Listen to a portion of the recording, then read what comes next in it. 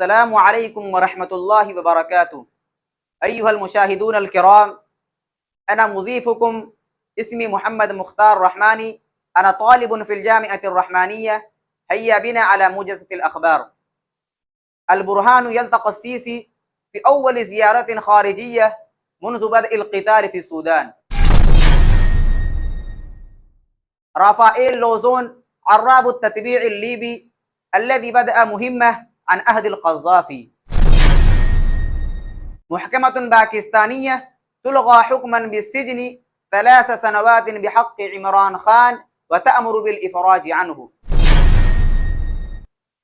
مقتل 39 شخصا غالبيتهم من النساء والأطفال جنوب دارفور. تراجع حصة الشركات الهندية الكبرى المصدرة للأرز بالسوق العالمية. هيا بنا الآن الأخبار بالتفاصيل. وصل رئيس مجلس السيادة السوداني عبد الفتاح البرهان اليوم الثلاثاء إلى مصر في أول زيارة خارجية له منذ بدء المواجهات المسلحة في السودان قبل نحو 5 أشهر، في وقت يستمر فيه القتال بين الجيش السوداني وقوات الدعم السريع في الخرطوم ومناطق أخرى. وقالت وكالة أنباء الشرق الأوسط المصرية إن السيسي استقبل البرهان في مطار العلميين. كما نشرت الصفحة الرسمية للقوات المسلحة السودانية برز اسم الليبي اليهودي رافائيل لوزون في تقارير إعلامية بعدما كشفت تل أبيب أول أمس الأحد أن وزير خارجيتها إيلي كوهين التقى نظيرته الليبية نجلاء المنقوش في روما الأسبوع الماضي. ووصف لوزون الذي يحمل الجنسية الإيطالية بأنه عراب التتبيع الذي مهد الطريق خلال السنوات الماضية لعقد هذا اللقاء.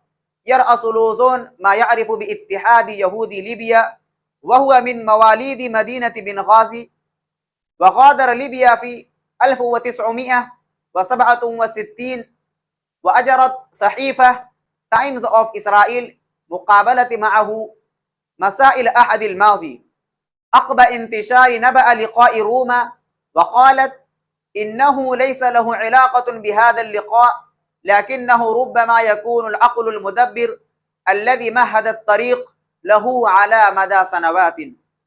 وتحدث لوزون خلال المقابلة عن الاتصالات الأولى التي سهلها بين مسؤولين ليبيين وإسرائيليين رفيع المستوى قبل نحو 6 سنوات. أصدرت المحكمة العليا بإسلام آباد أمرا بتعليق الحكم بسجن رئيس الوزراء السابق عمران خان 3 سنوات، وأمرت بالإفراج عنه مع الإبقاء على قرار منعه من العمل السياسي. ألغت محكمة إسلام آباد الثلاثاء الحكم الأخير الصادر بحق رئيس الوزراء السابق عمران خان، وأمرت بالإفراج عنه بكفالة.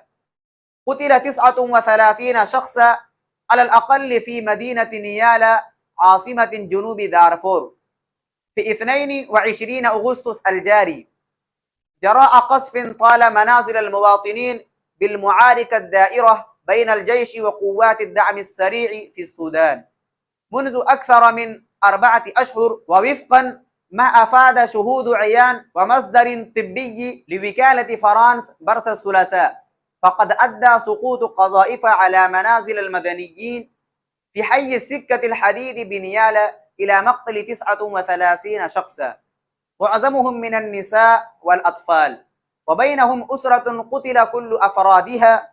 وقال مراسلنا إن سبب نشر خبر الحادث اليوم أي بعد 8 أيام من وقوعه وانقطاع خدمة الإنترنت هناك، حيث لم يصل الخبر للأجهزة الإعلامية إلا اليوم.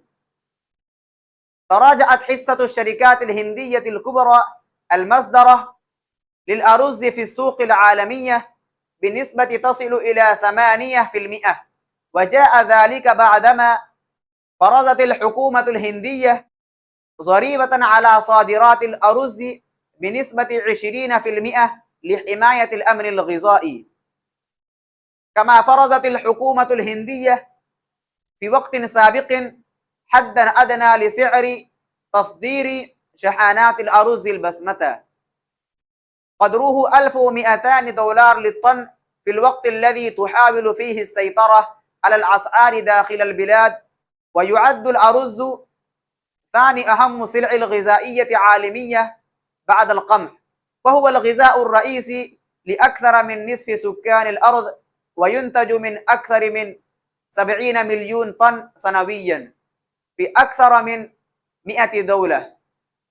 وأخيرا أشكركم شكرا جزيلا.